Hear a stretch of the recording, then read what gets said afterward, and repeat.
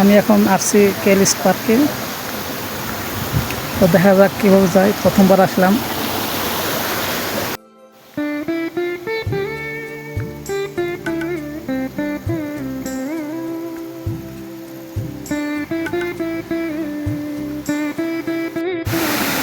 এখানে শুরুতেই ঝরনা দেখা যাচ্ছে, উপর থেকে আসছে বয়ে বয়ে।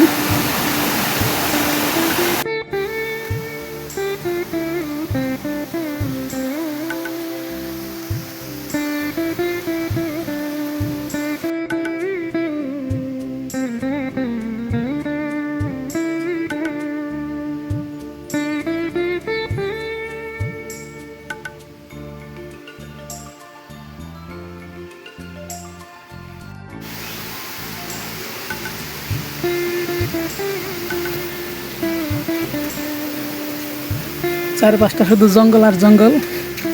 এই প্রথম একা একা আসলাম কোনো জঙ্গলে ঘুরতে, অনেক পাহাড়ের উপরে। আমি এখন পাহাড়ে উঠতেছি, এর উপরে এটা অনেক নিচে। যদি মন ফ্রেশ রাখতে চান বা ভালো রাখতে চান, তাহলে এরকম জঙ্গলের কোনো বিকল্প নাই। একা একা আসবেন, শুনশান জায়গা, খুব ভালো একটা জায়গা, ভালো লাগতেছে আমার। দেখাচ্ছি নিচে নিচে দেখা যাচ্ছে না, শুধু গাছ আর গাছ। আর এটা উপরে যাচ্ছি আমি হেঁটে হেঁটে।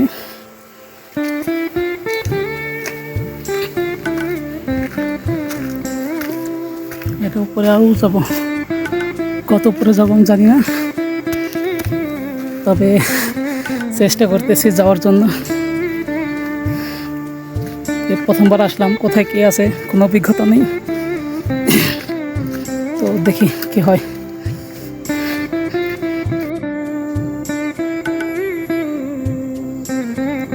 এই গাছটা দেখতে খুবই ভয়ানক। ওই ছোটোবেলা টার্জান ছবি দেখতাম না, ওই টার্জান এক গাছ ঝুলে ঝুলে পড়ে যাইতো, ঠিক সেরকম লাগতেছে। আর এদিকে অনেক নারকেল গাছের মতো আছে গাছ, কিন্তু আসলে নারকেল গাছ না, বেত গাছও না। তো কী গাছ আমি নিজেও জানি না, আবার কাটা কাটাও আছে। কিন্তু পাতাগুলো দেখতে ঠিক বেত গাছের মতো। আর অবশ্য টার্জান নেই, আমি একা একাই টার্জান। এখন অনেক হট, অনেক গরম, সেজন্য একটু বসলাম। এখানে লেখা আছে ইমার্জেন্সি মানুষের জন্য আর কি। আমি ইমার্জেন্সি না, এখন ইমার্জেন্সি হয়ে গেছে। অনেক গরম আর প্রচুর জায়গা, দেখি কত দূর যাওয়া যায়। এখানে লম্বা সরু একটি গাছ পড়ে আছে, ঠিক টাইটানিকের মতো। এখন আমি জাম্প করে চলে যাব, না জাম্প করবো না, নিচে হয়ে যাই, না নিচে যাওয়া। জাম্প করে আসলাম শেষ পর্যন্ত। এখানে বিখ্যাত জিনিস হচ্ছে প্রজাপতি আর হয়েছে ব্যাঙ। আমি প্রজাপতিগুলো দেখতে পাচ্ছি, কিন্তু ব্যাঙ এখনো দেখি নাই। তো দেখি দু একটা প্রজাপতি কভার করা যায় কিনা। আমি এখানে আসার পর আমি সব থেকে যাদের বেশি মিস করতেছি আমার বন্ধুদের, যাদের ছাড়া কখন আমি কোথাও যাইনি একা একা। এই প্রথম আসলাম। উজ্জ্বল ভাই, সোহেল, শামীম, আমরা গেলে সবসময় একসাথে যাইতাম। এখানে আসলাম তাদের ছাড়াই, হয়তো তারা জানলে বকা বকা দেবে। যাই হোক, পরের বার আসলে আবার তাদের নিয়ে আসবো। উজ্জ্বল ভাই রেডি থাকেন। সোহেল, দেশে যাওয়ার আগে একবার আইসো ওইদিকে, ঘুরমনে দুইজন একসাথে, দেখা যাক কি হয়। আচ্ছা, এই মাঝে মাঝে এই গাছগুলোর মাঝে এরকম স্টিকার লাগানো আছে। আমার মনে হচ্ছে এগুলো খুব বিখ্যাত গাছ মালয়েশিয়ার, যুগ যুগ ধরে এভাবে রয়ে গেছে। তো তারা এইভাবে স্টিকার লিখে দিছে যাতে মানুষদের চিনতে সুবিধা হয়। হ্যাঁ, এখানে আরও একটি গাছ পড়ে গেছে, জানি না কত বছর যাবত পড়ে আছে। তো গাছের উপর দিয়ে চলে আসলাম। আর মানুষ বলে না যে গাছ আমাদের অক্সিজেন দেয়, গাছ থেকে নাকি আমরা বাতাস পেয়ে থাকি বা অক্সিজেন পেয়ে থাকি। আমার এখন মনে হচ্ছে যে এত উপরে এত গাছ থাকা সত্ত্বেও আমার প্রচণ্ড গরম লাগতেছে, আমি হাঁপিয়ে গেছি, জানি না কেন। দেখা যাক কি হয়, গাছ থাকা সত্ত্বেও আমি অক্সিজেন পাচ্ছি না। বিভিন্ন জায়গায় গাছের মানে চেনার জন্য গাছের পাতা বা কোন গাছকে বিখ্যাত সেখানকার লোগো দিয়ে রাখছে এখানে, যারা আসবে তারা দেখবে, খুঁজবে, যদি নাম না জানে এটা দেখে শিখবে। আমিও আসলাম, দেখলাম, তো মালয়েশিয়ার ভাষা একটু কম বুঝি, তো এতটা আমার কাছে মানে এনজয় করতে পারতেছি না আমি। আচ্ছা, দেখা যাক কি হয়। অনেক উপরে চলে আসছি, জানি না কত উপরে। এই যে আর একটা গাছ আছে এখানে স্টিকার লাগানো,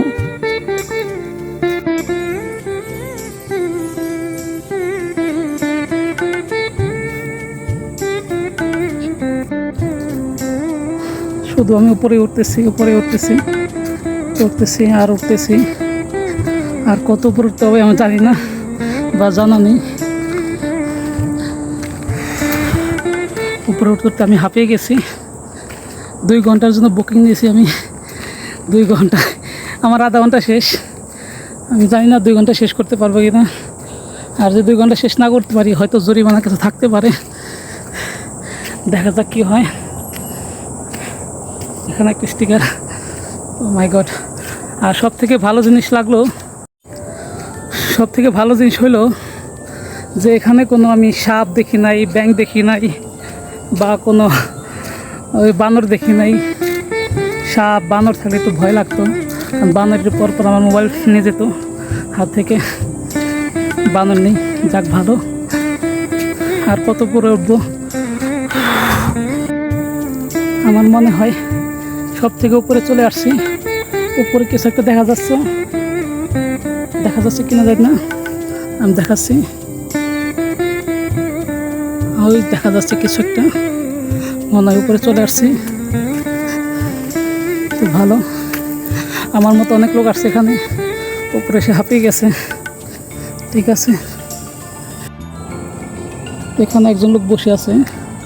লোকটি সাধারণত মানুষের মানে সেবা করে থাকে, যারা অসুস্থ হয়ে যায় বা কোনো সমস্যায় পড়ে তাদেরকে জানালেই তারা দেয়। কি সুন্দর সুন্দর ফুল এখান থেকে দেখা যাচ্ছে।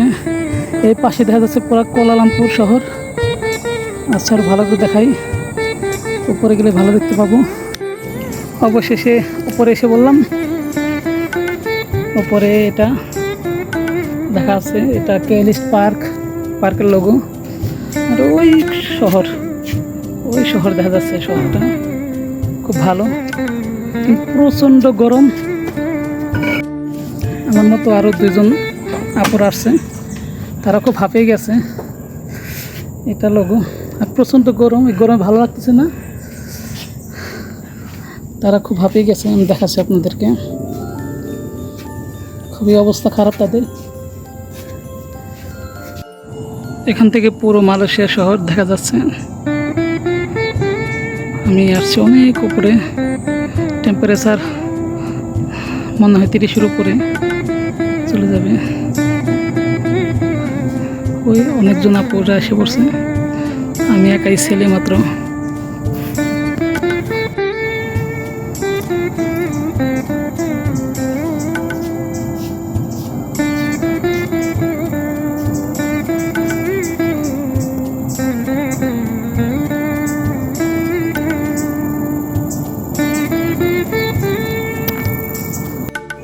এখন চলে যাব এখান থেকে। আপনাদের ছবি তুলে দিলাম অনেকগুলো, দেখি কোথায় যাওয়া যায়। এখানে বসেছিলাম অনেকক্ষণ, আকাশ মেঘলা মেঘলা ভাব, তো যে কোনো মুহূর্তে বৃষ্টি আসতে পারে, বৃষ্টিতে ভিজে যাব। চলে যাই বাসায়।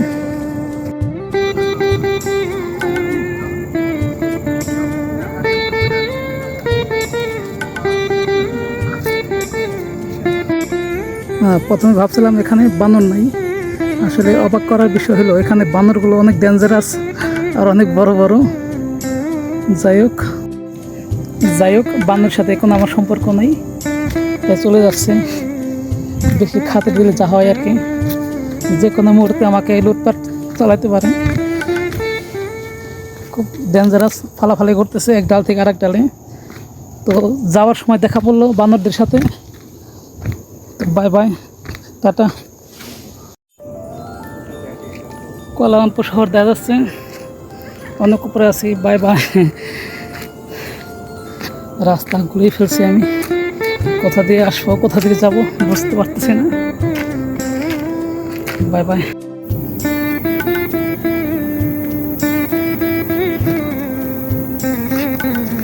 চলে যাবো, তাই বলে কি ভিডিও করবো না? তা তো হয় না, তাই চলে যাচ্ছি। আর হালকা করে ভিডিও করছি। রাস্তা খুবই ডেঞ্জারাস। ও সরি, রাস্তা তো নিচ দিকে দেখাচ্ছি। এসেছিলাম ওই পেছন দিক দিয়ে, যাচ্ছি এখান দিয়ে, জানি না কোথায় যাচ্ছি, দেখা যাক কি হয়।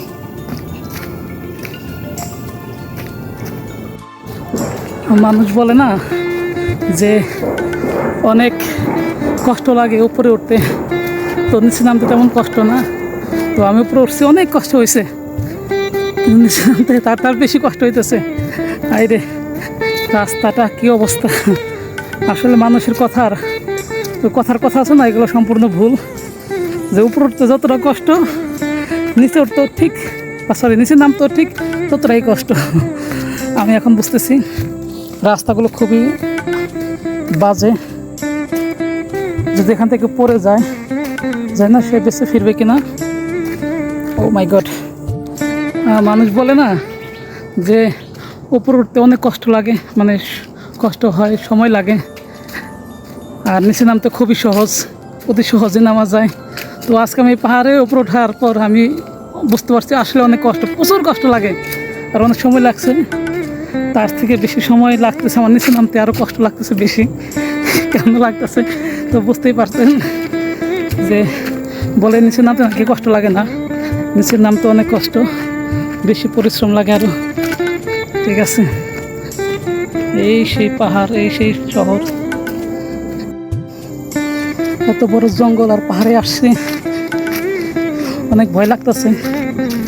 ভয় লাগার কারণটা বলতেছি যে আমি এখানে একা, আমার আশেপাশে কেউ নাই, বিশাল বড় পাহাড়। আমার উঠতে লাগছে 20 মিনিট, নামতে লাগতেছে সেই সময়। হ্যাঁ, আর ভয় লাগার কারণ হলো এখানে থেকে যদি উপর থেকে একটা পাতাও পড়ে, আমার মনে হয় সেটা কী জন্য ফাল দিতেছে, বা পাশ দিয়ে যদি কোনো পাতাও নড়ে, ভয় লাগে এই পাশে মনে কিছু আছে। তো খুবই খারাপ অবস্থা আমার, যতটা সম্ভব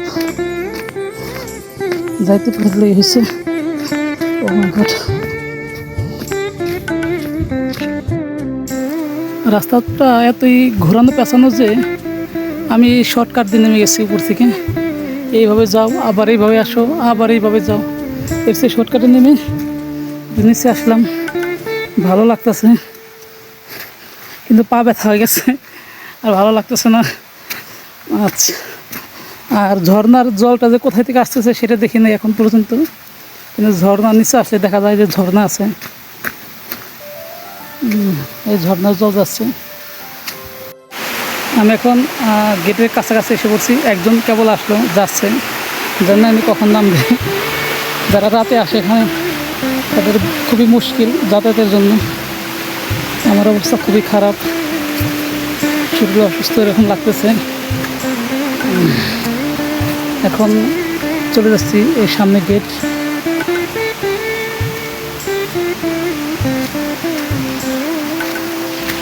গেটে এসে পড়ছি প্রায় দূরে, তো চলে যাব। আমার জার্নি শেষ এখানে। Bye bye কেলিস park. এখন আমি ওইটা হয়েছে গেট, এখান থেকে যেতে হয়। এখন চলে যাচ্ছি গেট দিয়ে বাইরে চলে যাচ্ছে। এখন শেষ আমার জার্নি, বাসায় একটা ঘুম দিব।